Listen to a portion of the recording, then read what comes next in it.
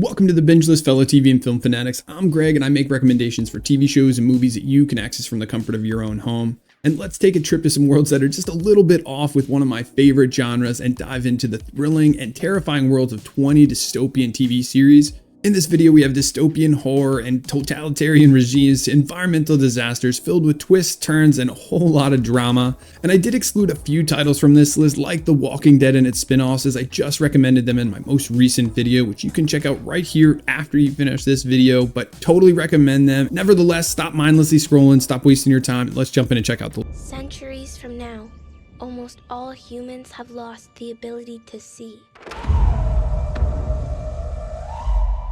Some say sight was taken from them by God.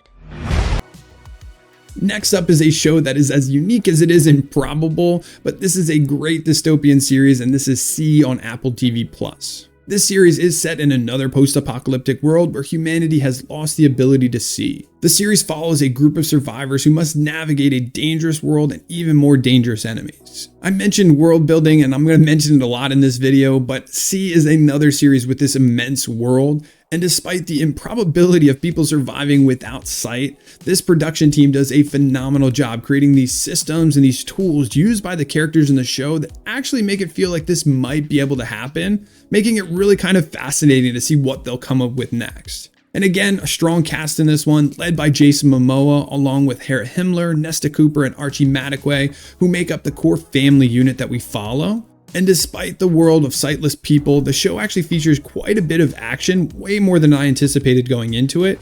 It is done in a very unique way because of these circumstances, but it's very impressive hand-to-hand combat, chase sequences, and these large-scale battles. But I do want to mention that this series does probably have the most annoying character in any show on this list, and it is the main villain of the series, Queen Kane.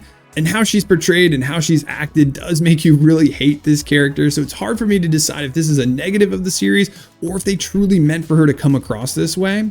But check out See for this visually stunning and action-packed series that offers a unique and compelling exploration of a post-apocalyptic world. I was asleep before. That's how we let it happen. When they slaughtered Congress, we didn't wake up.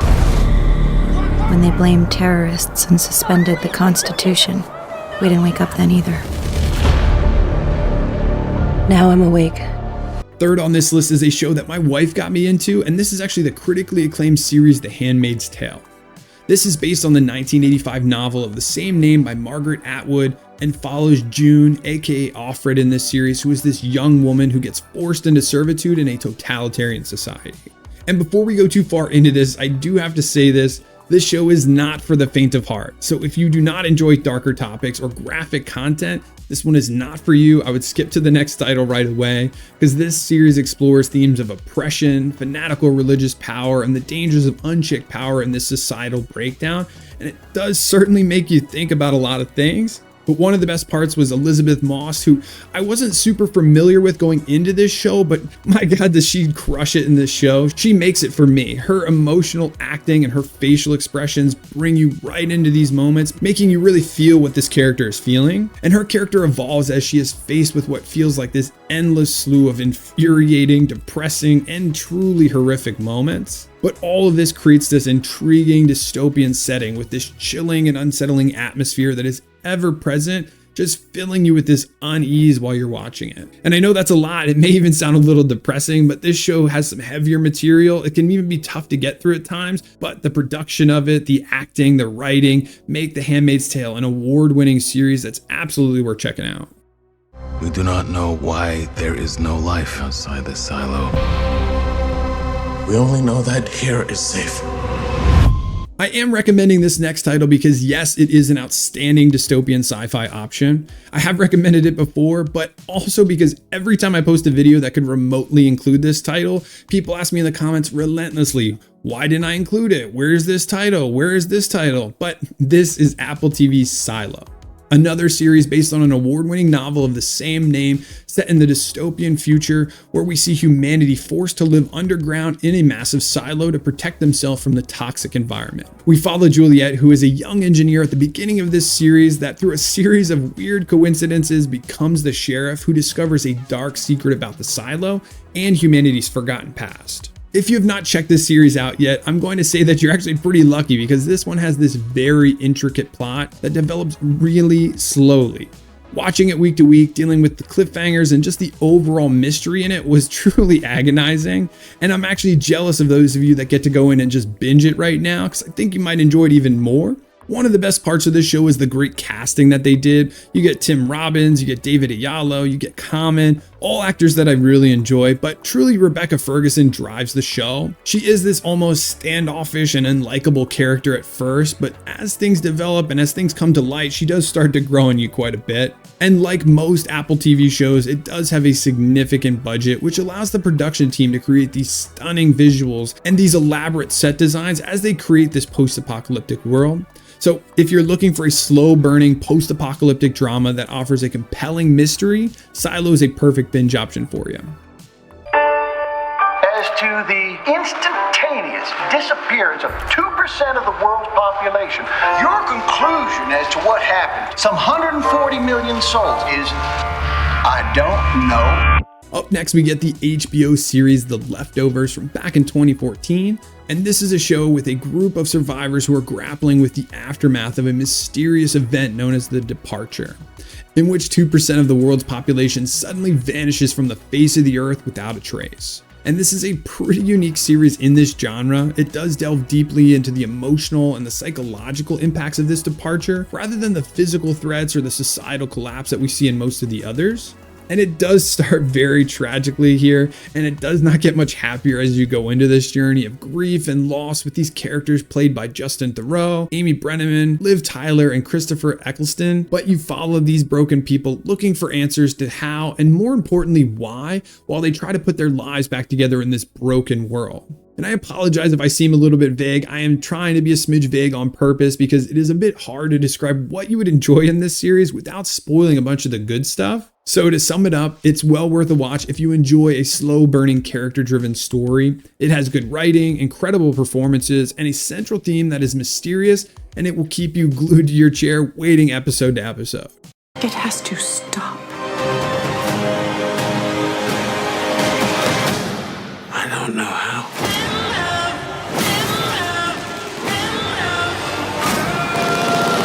Let's move on to Amazon Prime Video for our next title, and this is The Man in the High Castle. This is based on another novel of the same name. This show explores a very unique alternate history where the Axis powers won World War II, and now Germany and Imperial Japan rule over the United States and other parts of the world. I enjoy a good alternate history premise, and this series offers us a fascinating and thought-provoking one. In a similar vein to The Handmaid's Tale, we also see a show where the world is riddled with corrupt power and people dealing with this true oppression. And yes, this is a dystopian sci-fi, but it does take a minute to get to the sci-fi elements of the series as they're building up this vast and intricate world that you're being introduced to, which may be frustrating to some, but I thought the payoff was worth the wait. With 40 essentially hour-long episodes, it gives the show time to develop the characters as they evolve and change in one way or another, and the series spends a lot of time with Alexa Davalos' Julianne Crane. She is the main character of this show, but there are really so many incredible performances in this show.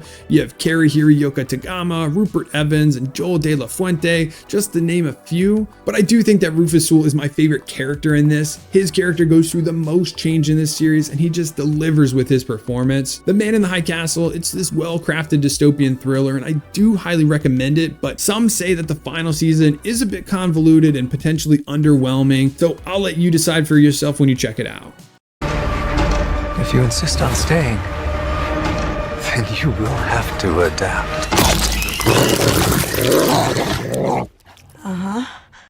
So who would have guessed it? We are going to get another video game franchise adaptation here, but like The Last of Us, this is not just for fans of the game. This is just an incredible show, and I would almost consider this a must-see for fans of this genre, and this is Fallout, where we see 200 years into the future where this post-apocalyptic world has been devastated by a nuclear war, and the show follows an unlikely partnership between Lucy, who is this optimistic vault dweller, and wastelander Maximus as they navigate the dangerous wasteland and face off against various threats that include mutated creatures and other survivors. I feel like I say this a lot lately, but video game adaptations have really stepped it up. They're no longer the disappointments that they were before. If you are a diehard fan of this video game, you've probably already watched this probably multiple times. But for those of you that are like me, who have had no exposure to it before it, Fallout is way better than I expected. The series excels with its world building, creating believable and immersive post-apocalyptic environments. From rundown cities to interesting worlds inside these vaults, the settings just draw you into the series. And while the pacing may start off a bit slow, it does use it effectively to establish the backstory and explain the rules of the game, along with some of the character development. Don't get me wrong, there is plenty of action and tons of adventure in it, and the whole thing looks amazing. They're bringing to life these iconic elements from the game, like these mutated creatures and the power armored soldiers to the ghoul himself. So shout out to Walter Goggins, he is my favorite character in this show, but the effects are visually stunning, featuring the iconic Fallout aesthetic. So I'm going to double down here and say that Fallout is a must-see if you are looking for a visually stunning and action-packed exploration of this type of world.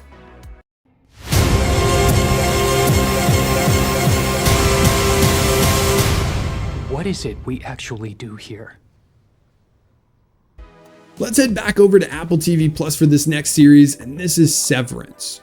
Another critically acclaimed dystopian sci-fi series, and this one follows this group of employees at a mysterious company who undergo this surgical procedure that divides their mind into their work and their personal lives. This creates a very stark contrast between the sterile, controlled world of the company and the chaotic, unpredictable world that they see outside. And I was really late to the party with this one, mostly because I saw Adam Scott and some of the other cast members and just assumed that this was a comedy. And well, we all know what they say about assuming, and there is some silly humor in this show, but it's pretty far from a straight comedy. And this is another series with a very original premise, as it explores this concept of memory division. To me, it was very fascinating, but also at times a little bit disturbing. I was truly impressed with Adam Scott in this show, again with the whole assuming thing here, but I felt like he was really just a comedic actor, but he delivered a really emotional and intense performance in this one. It's actually probably my favorite role that he's ever done that I've seen. And this is a simple yet complicated story that you follow, where every detail of the show comes back and actually matters at a point, so you certainly have to pay attention as they slowly drip feed you information from episode to episode, but it does keep you really engaged and very eager to see what's going to happen next. As I mentioned, I was definitely late on this one and have to thank the comment section for opening my eyes to this one, because it is a thought-provoking and suspenseful series that offers this outstanding dystopian sci-fi story. This strange and awful time was the happiest of my life. So let's move from one unique dystopian series to another with Station 11. And this is a Max series based on, well, guess what? Another novel of the same name. And I do feel a pattern here, but this is set in a post-apocalyptic world devastated by a flu pandemic. And the series connects a group across multiple timelines as the world tries to rebuild itself. This was created by Patrick Somerville, who worked on the series above The Leftovers, and he does bring a lot of similarities to this series, focusing a ton on life after the catastrophe rather than the catastrophe itself. It explores themes like art, culture, and the human spirit after a devastating loss like this. So it certainly has its moments of pure devastation during the actual pandemic, but there is plenty of joy and even a ton of humor in this one. And I felt like the cast itself delivers a really emotional performance supporting those themes in this series, but seeing both Mackenzie Davis and Matilda Lawler, who play the same character, they come together and they bring to life this character across time. It's actually really cool to see. And while you follow these characters' journeys, you do see the beautiful visuals with breathtaking cinematography and production design. You can really see that they put a lot of work and detail into making these vibrant things stand out in this very, well, less than vibrant world. And there's this really cool quote I saw where someone described the show in such a unique way, and it said, "You never know what life will bring, but the show must go on." And honestly, that describes this series pretty perfectly. Despite everything, this group figures it out. Definitely worth checking out for yourself. So the cops hide their faces, and now the bad guys don't know where they live. And who doesn't want a secret identity?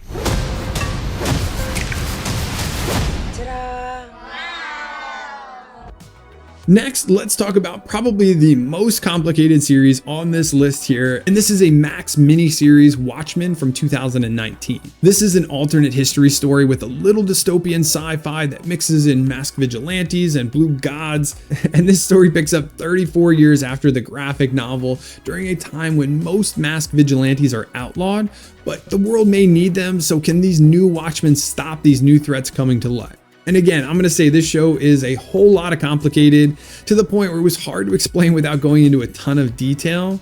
The first few episodes start out with a ton of different plots and storylines getting lined up with different characters and different time periods, so you're not sure how they're going to all intertwine and if they're even going to have enough time to answer all of the questions of the show. But the show lines up the dominoes, and as the series goes on from episode to episode, you see things start to fall into place, albeit in this weird Dr. Manhattan time manipulating type of way. And throughout this complicated plot, they do explore some very heavy material in it, like violence and race, but the showrunners do a great job of intertwining it into the story. The one thing that I can say for certain is this series does feature a ridiculously talented cast. You've got Regina King, Jeremy Irons, Yahya Abdul-Mateen II, and their acting is all top-notch throughout. And I'm sure this recommendation is going to convince about no one to watch this. I'm sorry, but I do assure you this is a great show that incorporates heavy topics, great acting, and some iconic source material that is definitely worth checking out. What's in that? 6 months ago, we were children. This is who we are now. Another show that you can catch on Netflix is the original series The Society, and this is a show that follows this group of teenagers who find themselves trapped in their hometown with all the adults who mysteriously go missing.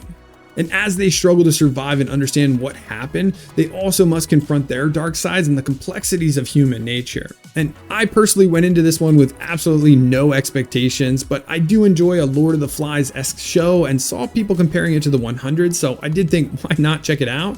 And I ended up getting pretty hooked and binging this in 1 or 2 days. And it does have the occasional teenage angst and campy moments, but it's very minimal and never really feels like this typical teen mystery show where everyone is just making horrible decisions just because it fits the story. So besides a few minor plot holes in that teenage angst, the story itself is very suspenseful. It has an intriguing mystery that keeps you very engaged. One thing that I was pleasantly surprised about is this young, talented cast. Besides Catherine Newton and Rachel Keller, I was not super familiar with anyone in this show, but these young actors and actresses do deliver very convincing performances. So The Society is this self-contained dystopian drama. If you enjoyed Under the Dome, The 100, or even Yellow Jackets, this is at least worth giving a chance. Are you a doctor? And then a miracle happened. They called them hybrids. Your kind. Next on the list is the dystopian fantasy series Sweet Tooth. And this is another Netflix original series set in this unique post-apocalyptic world where we are introduced to these hybrid children. They're part human and part animal and are feared and hunted by many in the show. We follow Gus. He is a young boy with deer antlers as he navigates this dangerous world. We have a lot of dystopian sci-fi options on this list, so glad to have something a bit different here with some fantasy. This makes this series premise fairly unique though, exploring a world where humans and animals have merged, and it is both fascinating and sometimes shocking in how it all turns out. And for a young actor, Christian Convery does a damn good job in the show as the lead Gus, and he has this amazing chemistry with the ridiculously likable Nonzo Anozie, who plays Big Man, making this a fun duo that you get to root for along the way. And I've said this once and I'm going to say it again, the world building, it is really what makes these series come together. You get this incredible landscapes, you get post-apocalyptic societies that make you feel like you could step right into this world. And now Sweet Tooth is rated TV-14, so it is not as dark as some of the other titles on this list, but still gives you a unique and compelling exploration of this world and these fun characters you get to root for. Today, I hired someone to solve my murder.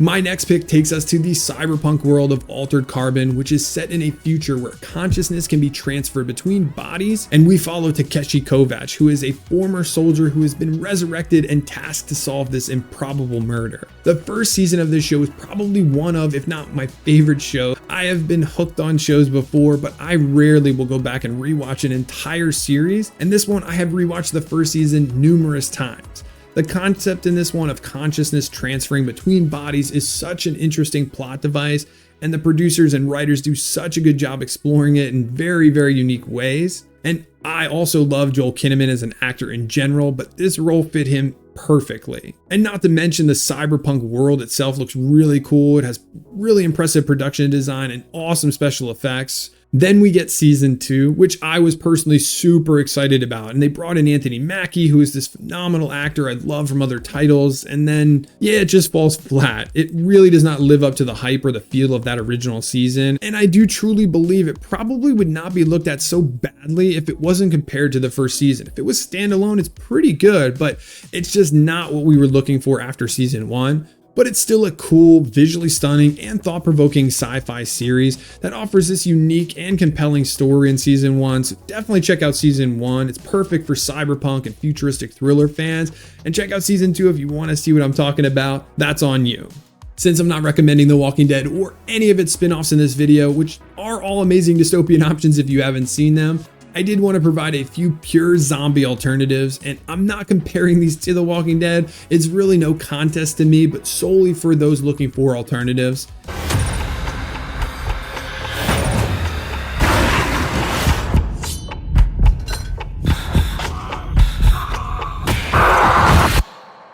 The first being the Netflix original Black Summer, which premiered back in 2019. And we pick up in this dark early days of a zombie apocalypse where a group of strangers are just trying to survive. And this show at times almost feels like this war documentary style approach. It's a little bit of found footage, and you're seeing these shell-shocked characters try to figure things out while the world around them is just falling to pieces. Is this as good as The Walking Dead? Overall, no, but one thing that they do get right is the action.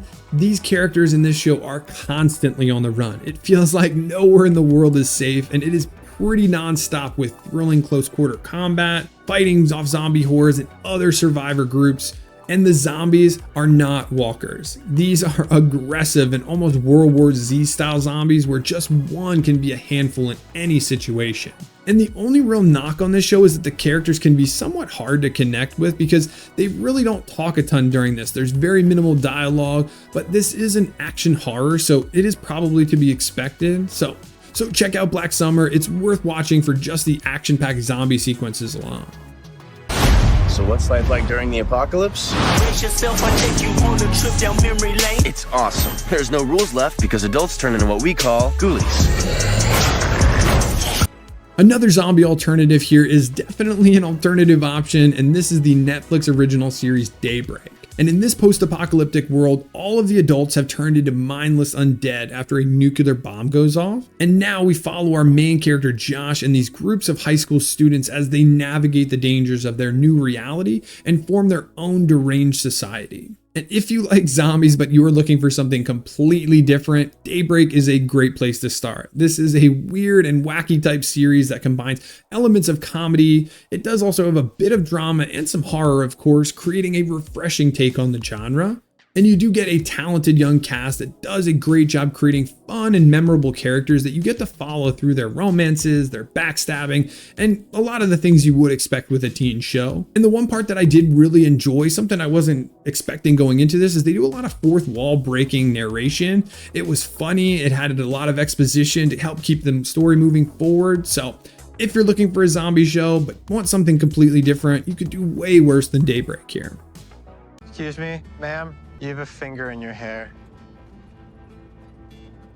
Sticking with the unique zombie shows, let's move forward with my next recommendation. This is the series Z Nation. Years after a zombie virus devastates the United States, a group is tasked with transporting the only known survivor of the plague from New York to California, where the last functioning viral lab awaits. Standing in their way is just 3,000 miles and millions of the undead. And if you enjoy all the blood and carnage of the zombie genre, this show delivers for you. It has tons of over-the-top zombie violence and gore, And despite all that, and much like Daybreak, this show is actually surprisingly funny. It incorporates a lot of humor into the story, some of it being a bit cheesy, but it gives it a much lighter tone than some of the others on this list. And the series moves at a pretty brisk pace, episode to episode, keeping you engaged as new threats are always around the corner. But this is a group of quirky and unique characters, and it's really what makes the series worth watching. It's a group of characters that first should not be working together at all, let alone being tasked with the fate of the world.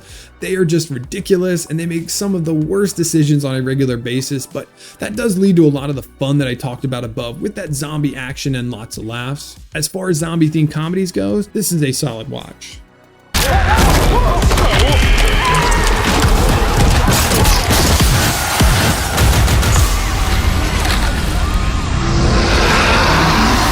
The last zombie alternative I have here is probably one of, if not my favorite of the four here, and this is All of Us Are Dead, which is a South Korean Netflix series that premiered in 2022, and it depicts a high school that is ground zero for the zombie outbreak, and we see the students who become trapped in their school try to survive.